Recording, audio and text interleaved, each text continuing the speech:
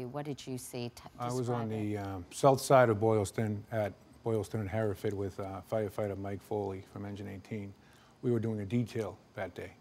And up until that point, it was a beautiful day. There were families. There was no one getting out of line. It was a wonderful day. So the first bomb went off, and I gave pause, and my partner, Mike, he's an Army veteran. He knew it was a bomb right away, so he hopped the fence, and we ran down. And then the second bomb, the second explosion went off. And then we just went to work. We started triage. And everyone down there was there, civilians, firefighters, EMS, off-duty guys, Boston police. Everybody, whether they know it or not, were performing a triage. The walking wounded were walking towards us.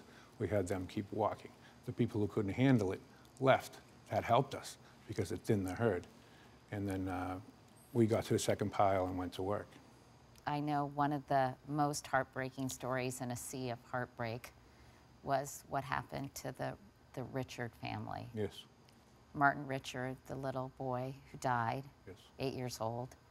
His sister, Jane, lost her leg. She's just 7 years old. Irish step dancer, I read. And I know you know this family, Sean. Yes. What can you tell us about them as a family? They are a wonderfully typical family. They love each other, and they're very strong before this, and they'll continue to be strong. I'm sure of it. Natalie Stavis is a pediatrician at Boston Medical Center and Boston Children's Hospital. Natalie, you were running the race with your dad. What was going on from your vantage point? So, like they had said, it started out as a beautiful day, and my father and I were coming around, just about to enter onto Boylston Street.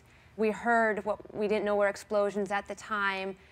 We thought they were fireworks. Most of the people's safety is because of the Boston police acting so quickly and stopping the runners and getting people out of there. And they actually tried to barricade us back, but I jumped over one of the barricades and kept running towards the finish line because I knew I had to be there to help them.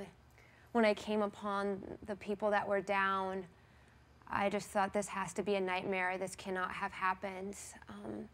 I know you were grabbing everything you could, T-shirts, belts, Right, we were. all sorts of things for makeshift medical supplies. I used a belt to tourniquet a man's leg.